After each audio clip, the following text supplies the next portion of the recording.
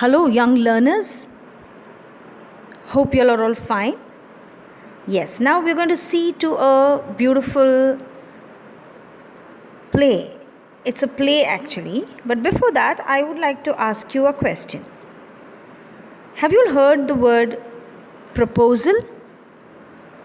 This word proposal has several meanings. Don't you think so?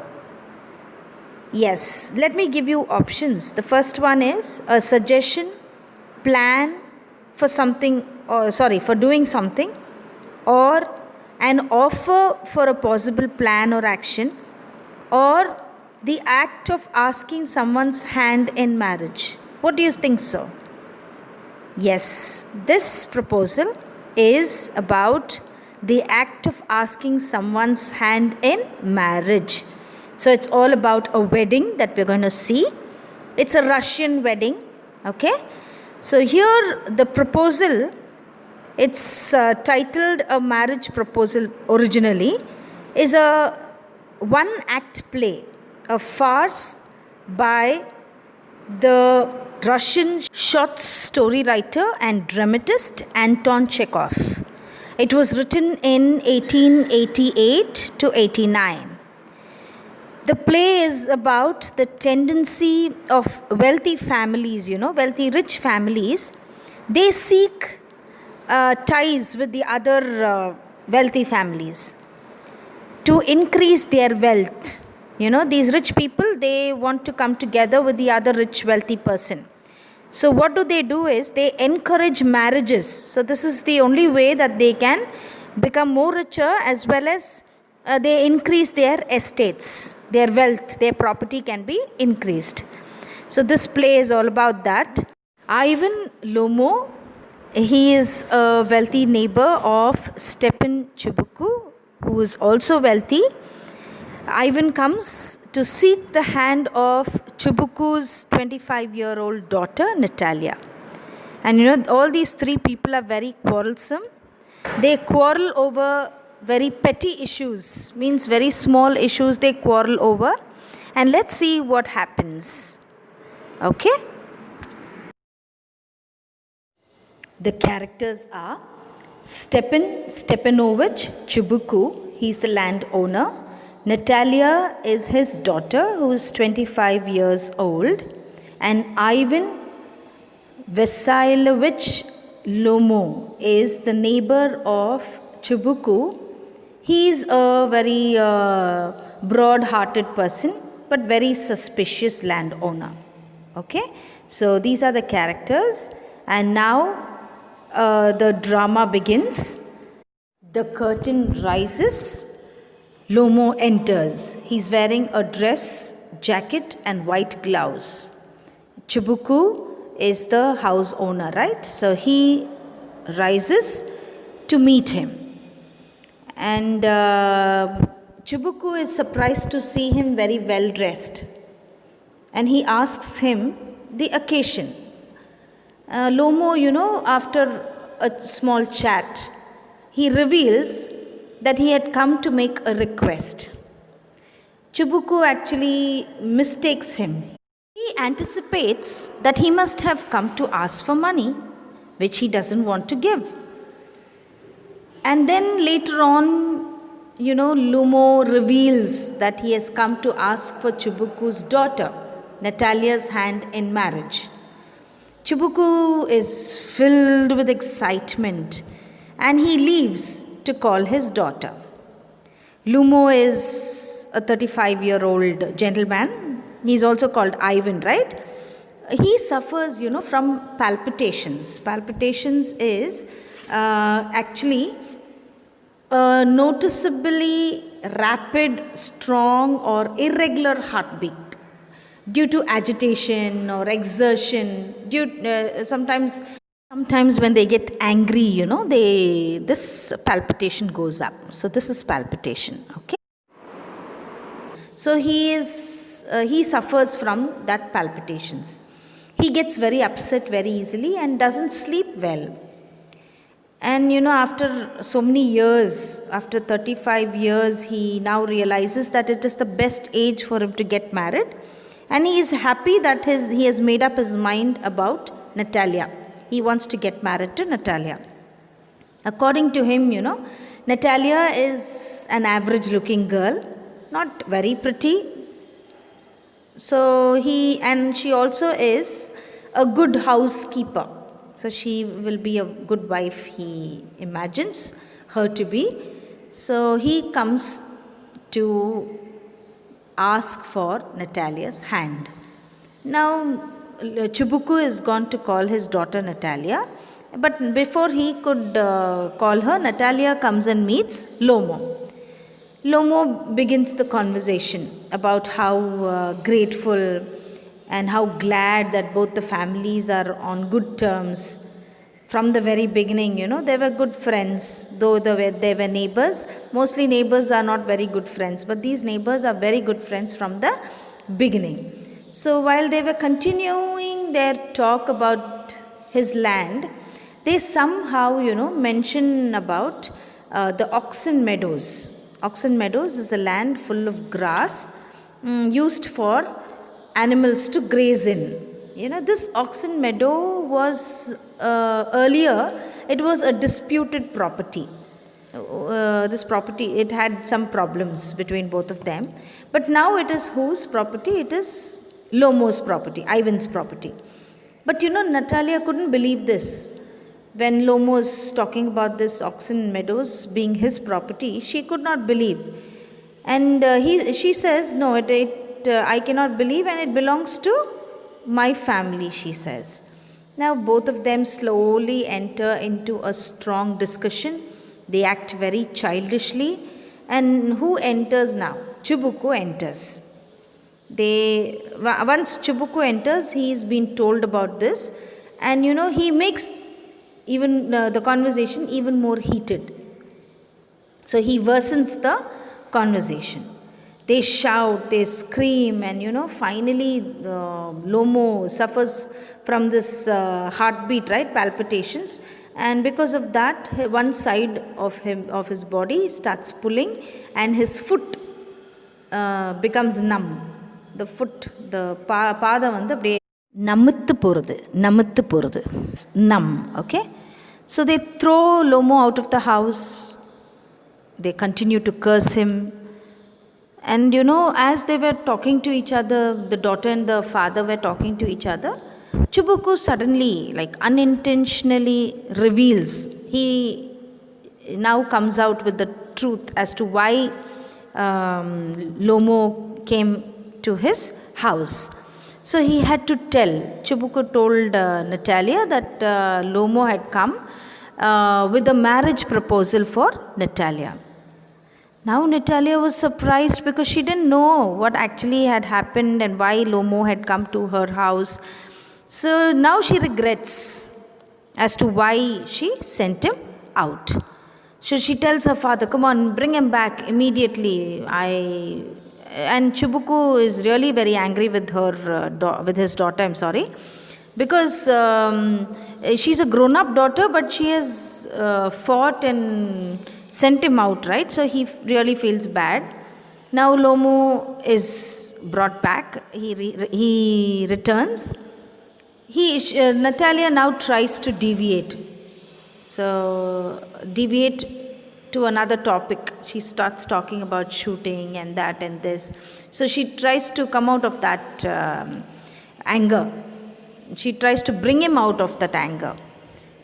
So as they were talking about this, suddenly there's something else which entered into their conversation.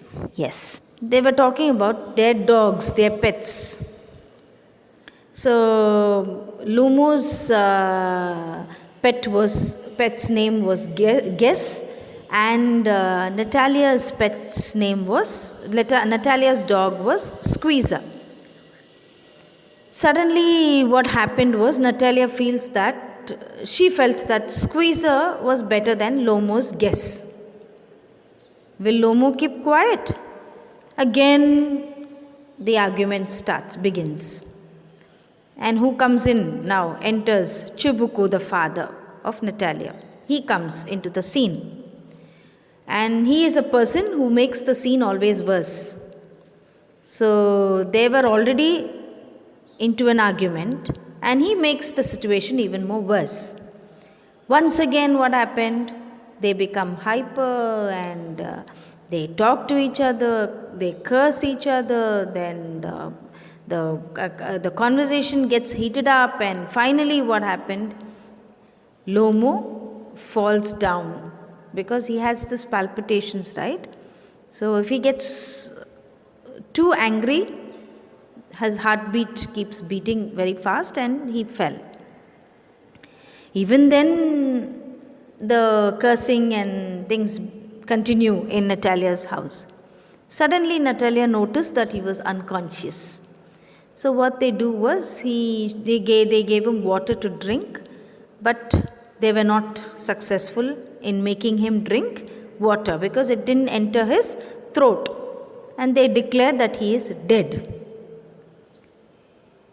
After some time, Lomo moves a little bit.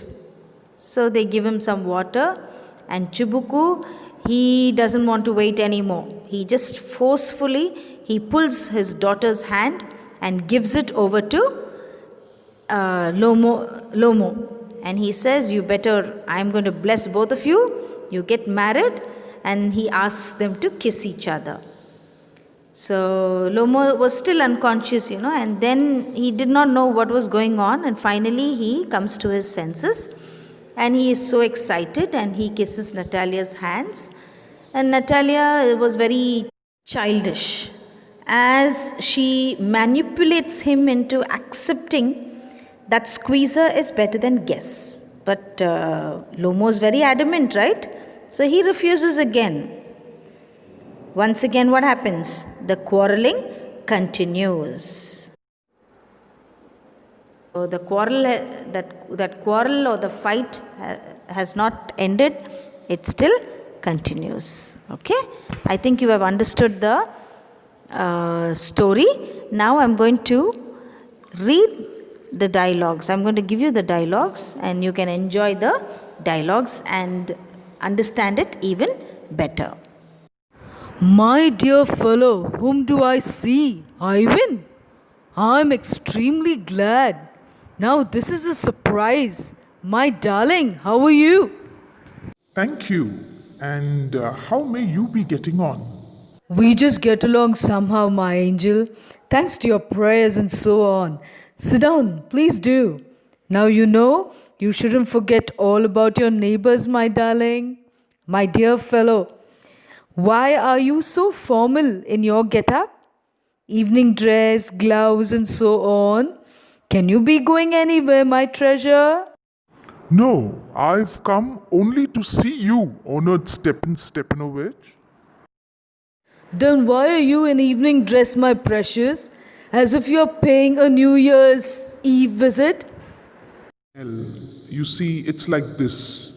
I've come to you, honored Stepan, to trouble you with a request. Not once or twice have I already had the privilege of applying to you for help, and you have always, so to speak, I must ask your pardon. I'm getting excited. I shall drink some water, honored Stepan. He's come to borrow money. Shan't give him any. What is it, my beauty? You see, honored Stepanich, I beg pardon, Stepan Honorich. I'm awfully excited. As you will please notice, in short, you alone can help me. Though I don't deserve it, of course, and haven't any right to count on your assistance. Oh, don't go round and round it, darling. Spit it out. Well, One moment, this very minute. The fact is, I've come to ask the hand of your daughter, Natalia Stepanovna, in marriage. Now let's see to the hard words and its meanings in page 144. Okay? The first one is farce that is a comic dramatic work. Then comes privilege. Privilege is advantage. Shan't. Shan't means the short form of shall not. Pardon is excuse. Awfully, extremely. Assistance is helping someone. Spit it out. Spit it out is speak out. Yes. By Jove, Ivan, say it again. I didn't hear it all. I have the honor to ask. My dear fellow, I'm so glad and so on. Yes, indeed, and all that sort of thing. I've been hoping for it for a long time. It's been my continual desire. And I've always loved you, my angel, as if you were my own son.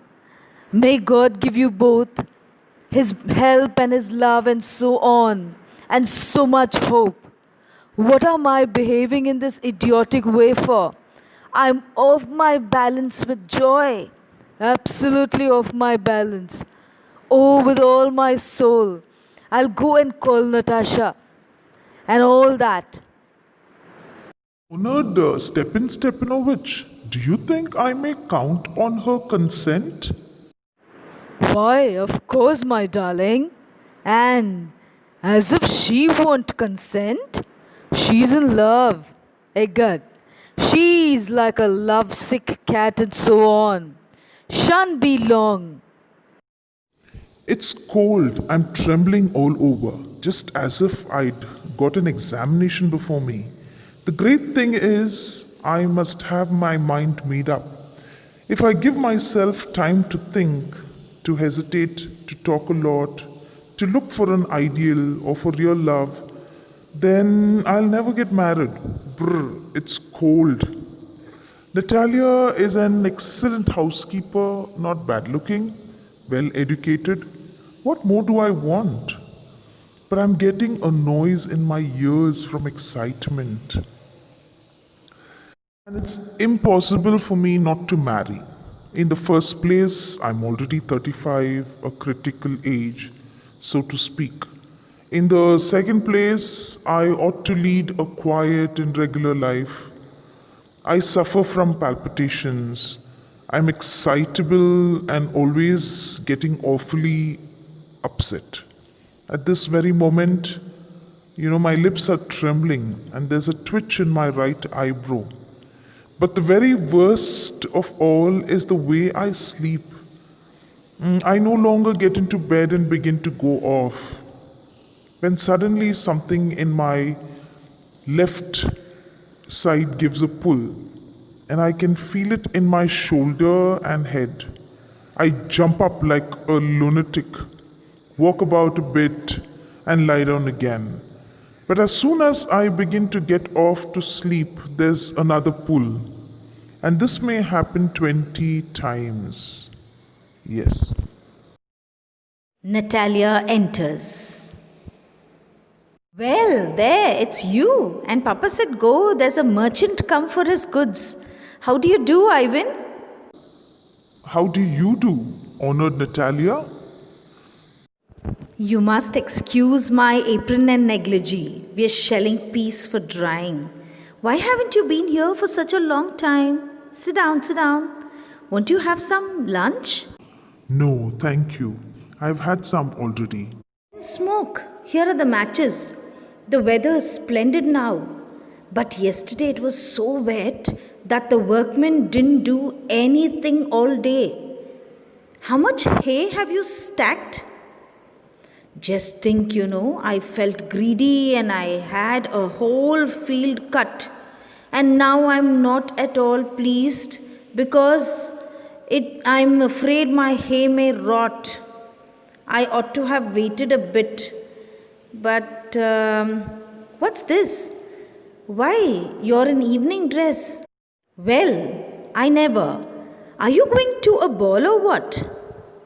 Though I must say you look better. Tell me, why are you got up like that? You see, honored Natalia, The fact is, I've made up my mind to ask you to hear me out. Of course, you'll be surprised and perhaps even angry. But it's awfully cold, right? What's the matter? Well, I shall try to be brief. You must know, honored Natalia, that I have long since my childhood, in fact, had the privilege of knowing your family. My late aunt and her husband, from whom, as you know, I inherited my land, always had the greatest respect for your father and your late mother.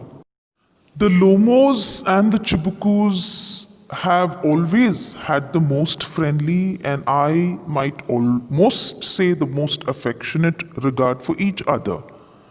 And as you know, my land is a near neighbor of yours. You will remember that my oxen meadows touch your birch woods. excuse my interrupting you. You say my oxen meadows? But are they yours? Yes, mine. What are you talking about? Oxen meadows are ours, not yours.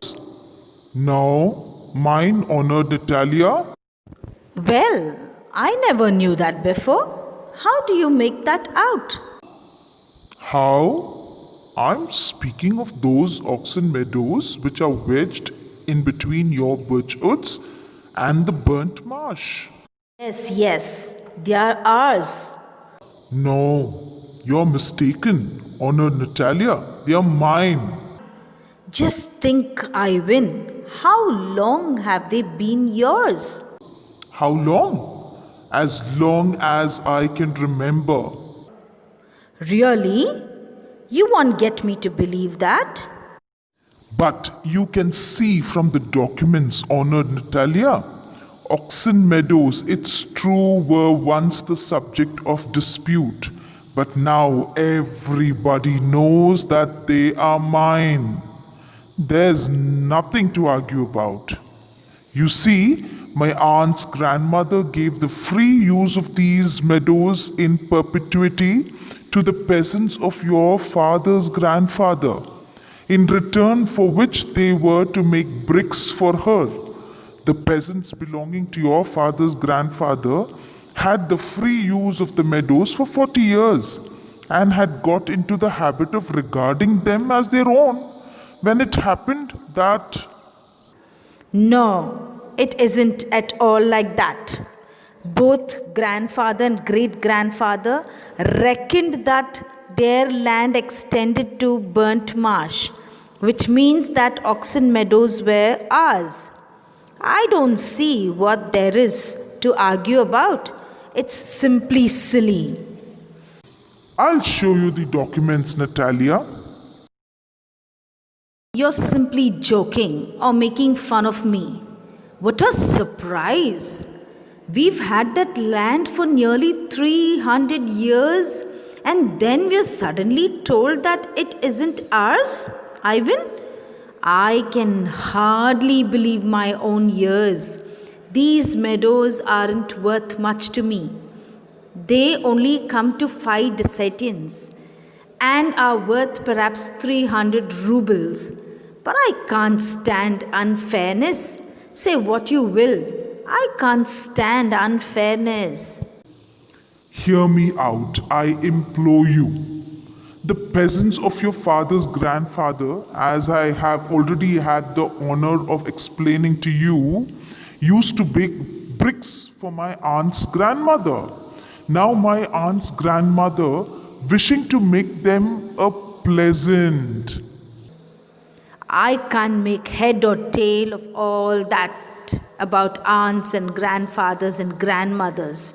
The meadows are ours. That's all. Mine. Ours? You can go on proving it for 2 days on end.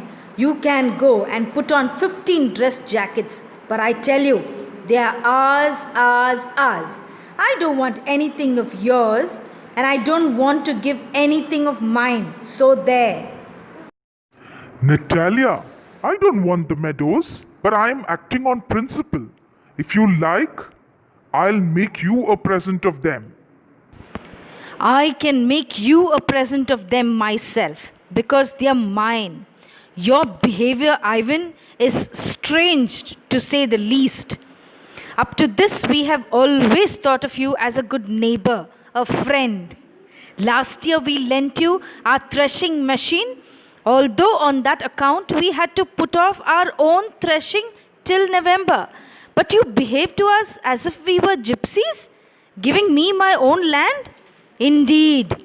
No, really, that's not at all neighborly. In my opinion, it's even impudent, if you want to know.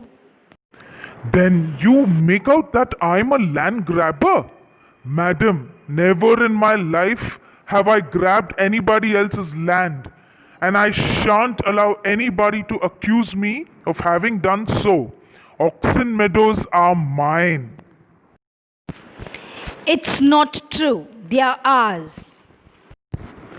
Mine. It's not true. I'll prove it. I'll send my movers out to the meadows this very day. What? My movers will be there this very day. I'll give it to them in the neck. You dare?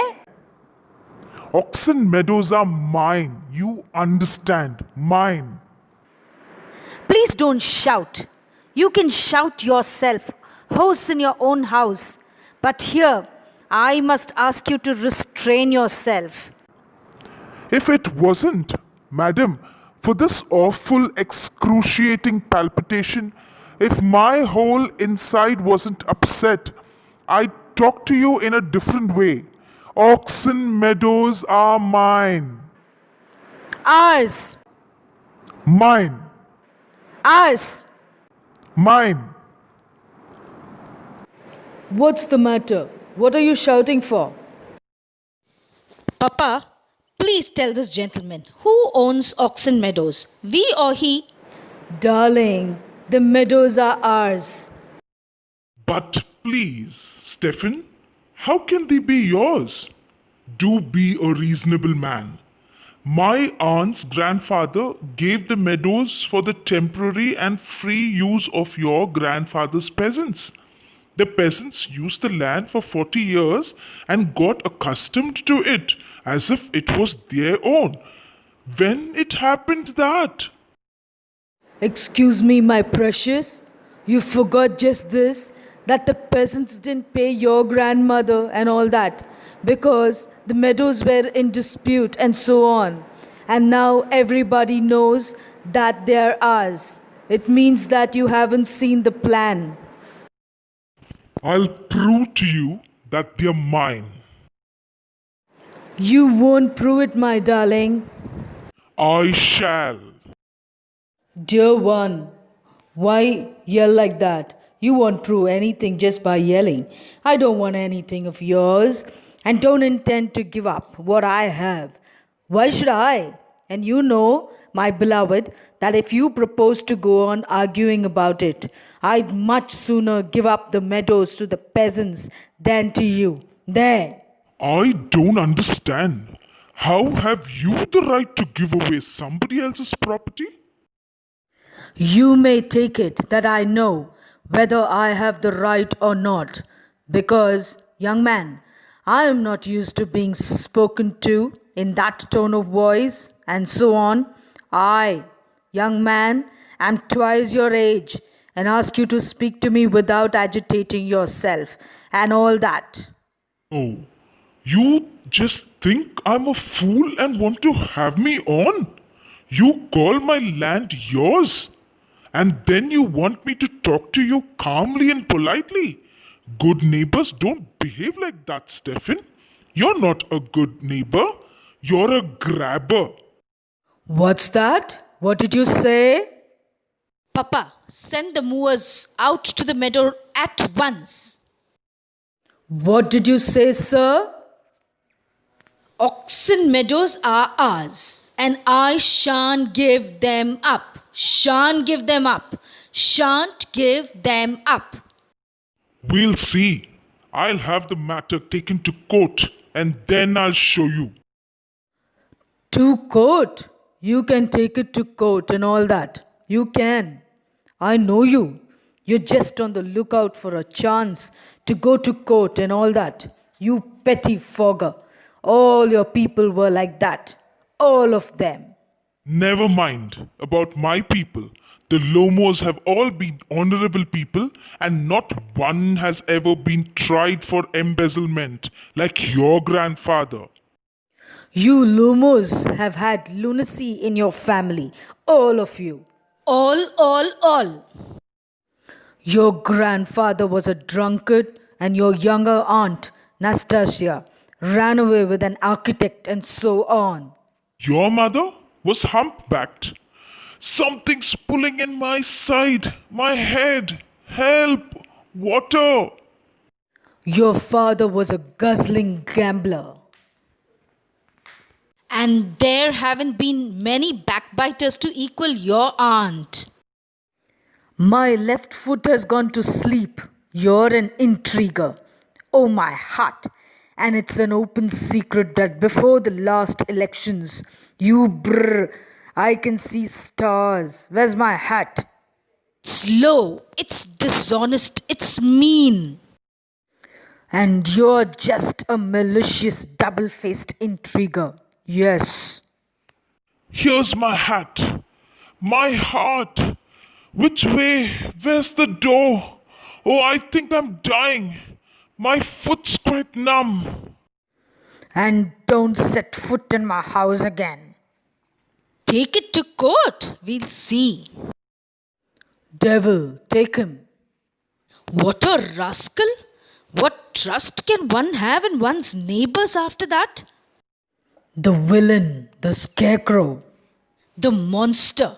First he takes our land and then he has the impudence to abuse us. And that blind hen, yes, that turnip ghost, has the confounded cheek to make a proposal and so on. What a proposal. What? Proposal? Why, he came here to propose to you. To propose? To me? Why didn't you tell me so before?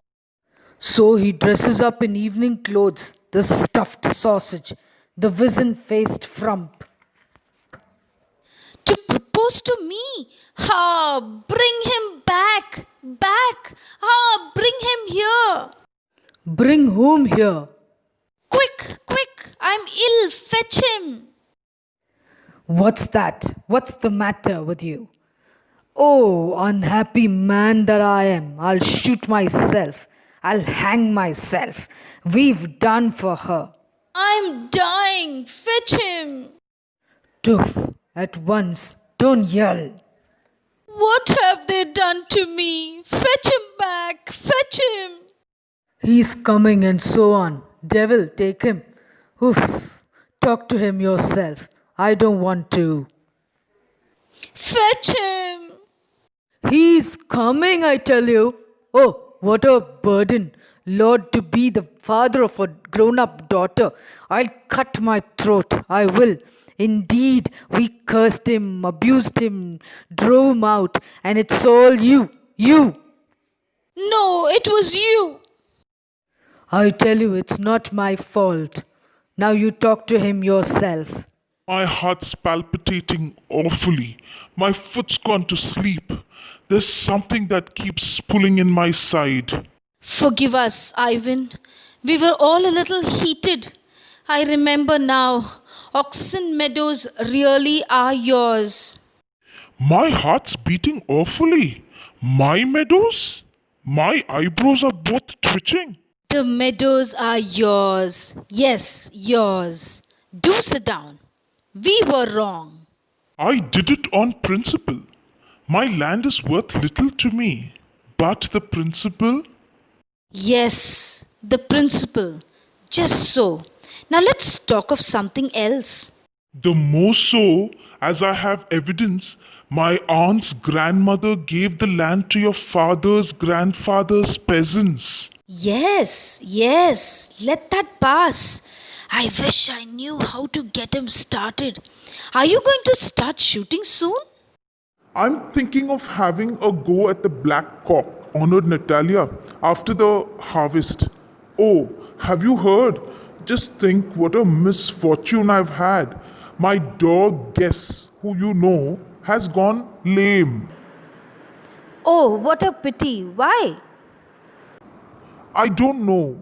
Must have got his leg twisted or bitten by some other dog, huh? My very best dog, to say nothing of the expense. I gave Mironov 125 rubles for him. It was too much, Ivan. I think it was very cheap. He's a first rate dog. Papa gave 85 rubles for his squeezer, and squeezer is heaps better than Guess. Squeezer better than Guess? What an idea! Squeezer better than Guess. Of course, he's better. Of course, Squeezer is young. He may develop a bit, but on points and pedigree, he's better than anything that even Volkanetsky has got. Excuse me, Natalia, but you forgot that he is overshot, and an overshot always means the dog is a bad hunter. Overshot, is he? The first time I hear it. I assure you that his lower jaw is shorter than the upper. Have you measured? Yes, he's all right at following, of course, but if you want to get hold of anything, In the first place, our squeezer is a thoroughbred animal, the son of harness and chisels, while there's no getting at the pedigree of your dog at all. He's old and as ugly as a worn out cab horse. he is old, but I won't take 5 squeezers for him. Why? How can you? Guess is a dog as for squeezer. Well, it's too funny to argue. Anybody you like has a dog as good as squeezer. You may find them under every bush almost. 25 rubles would be a handsome price to pay for him.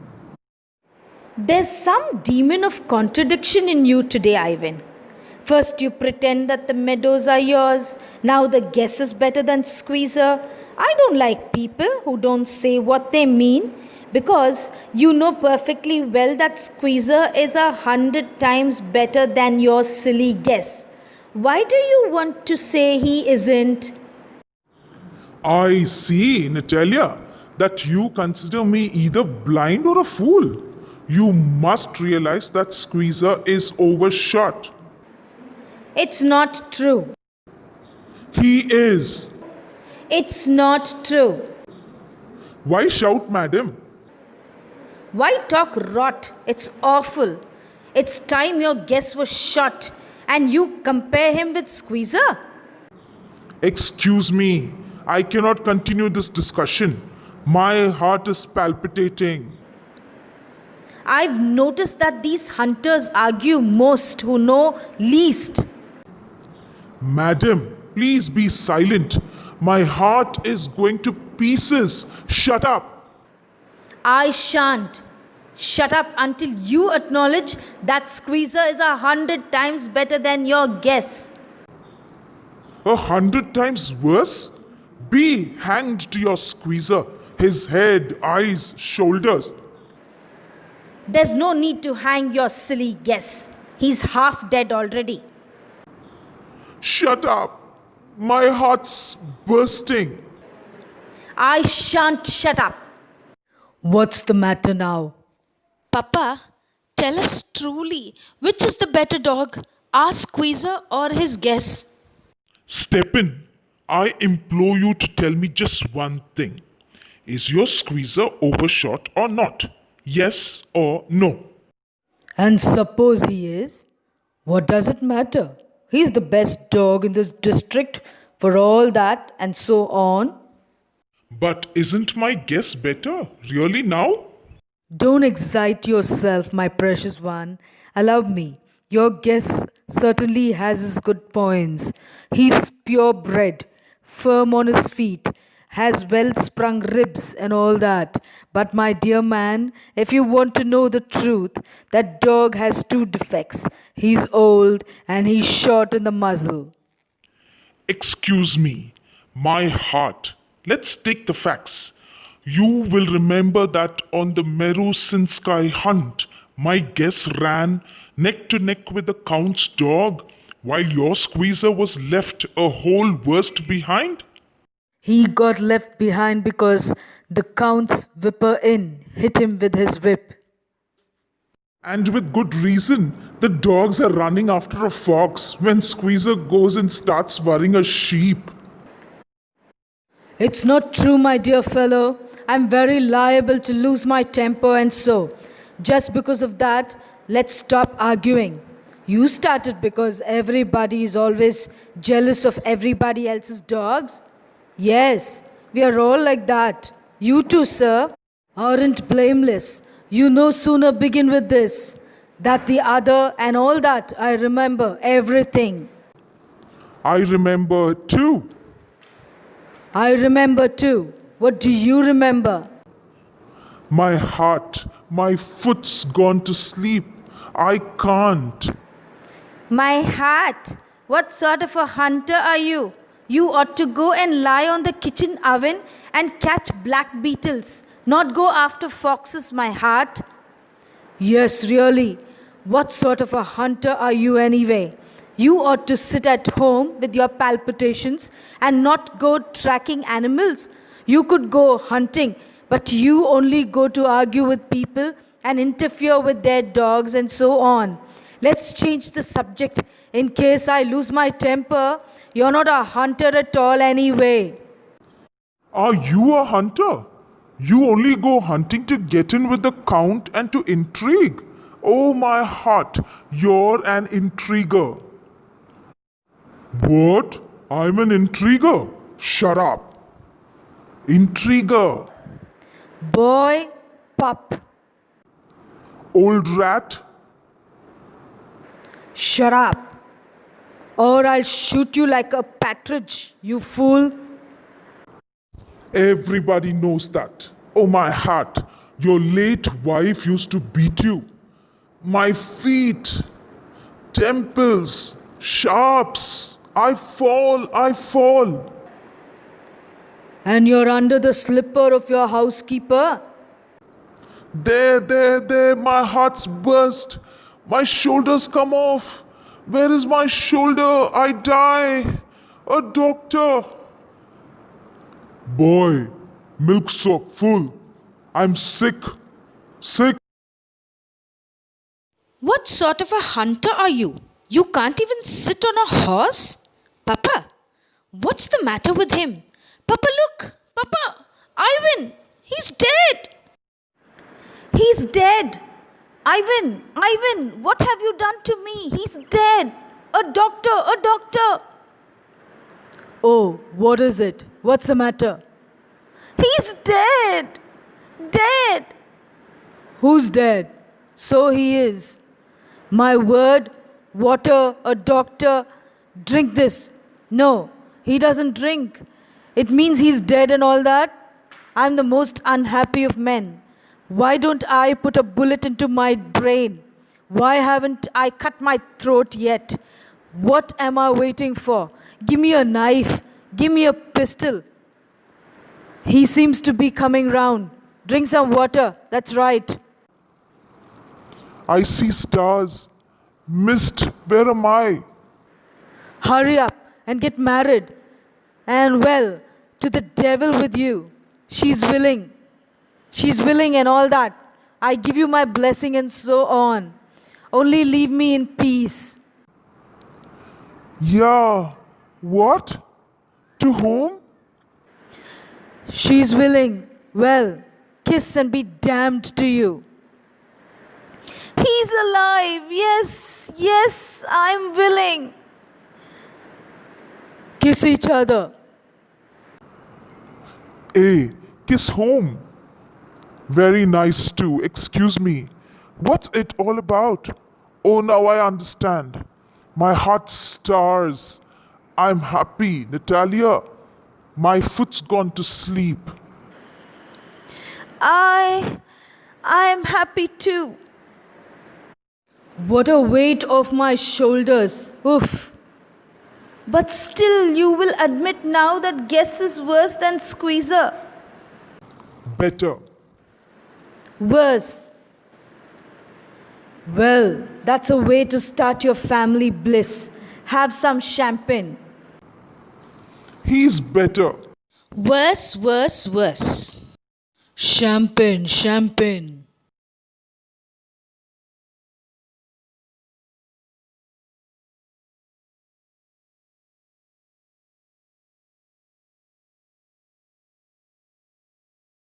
Yes, children, I hope you all enjoyed the dialogues, right? So I just wanted to give a reading.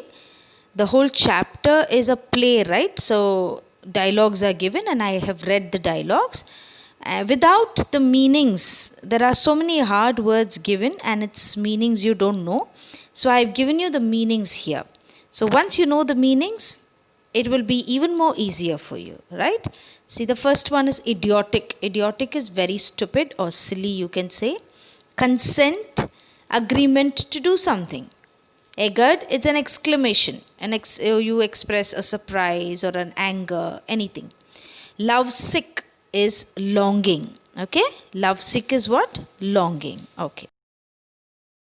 Housekeeper, a person who manages a household. Who's called a housekeeper? He says that Natalia is a good housekeeper, isn't it? Palpitations. Who's got this palpitations? Palpitations is irregular heartbeat. And this is due to anger or agitation and exertion, too much of work. Okay? So, who's got this palpitation problem? Yes, Lomo has got it. And then comes twitch. Twitch is a sudden, quick movement or feeling. Then comes lunatic. Lunatic is a person who is mentally ill. Negligee. Negligee is like a nightgown, a nightie you can say. Okay, the ladies wear, no? So it's a nightgown. Oxen meadows. Oxen meadows, a land full of grass for animals to graze in. Birch wood. They're fighting over this only, oxen meadows, right? Okay. Birch woods is a wood of birch trees. Means a forest of birch trees. Perpetuity. Perpetuity means a state or quality of lasting forever. Then comes reckoned. Reckoned means established by calculation. Implore.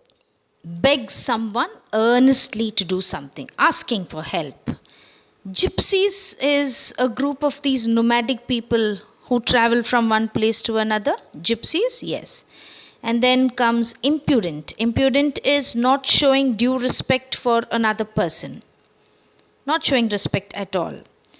And then comes excruciating, that is intense pain, very painful. Palpitation is again heartbeat, you know, right? Okay. An irregular heartbeat. Pettifogger, an inferior legal practitioner, especially one who deals with these petty cases, very small cases, lawyers, no? He's a pettifogger.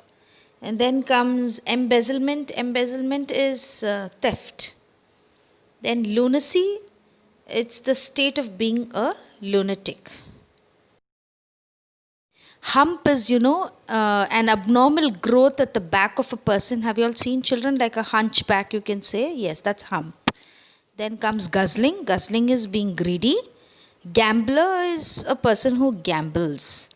Intriguer, it's called. Intriguer is someone who tricks, who cheats. Malicious, you really want to harm somebody, intended to do harm. Then comes numb. Numb means namattu pordu, deprived of the power of physical sensation. I think you all understood, and I have given you the meanings of all the words, all the hard words.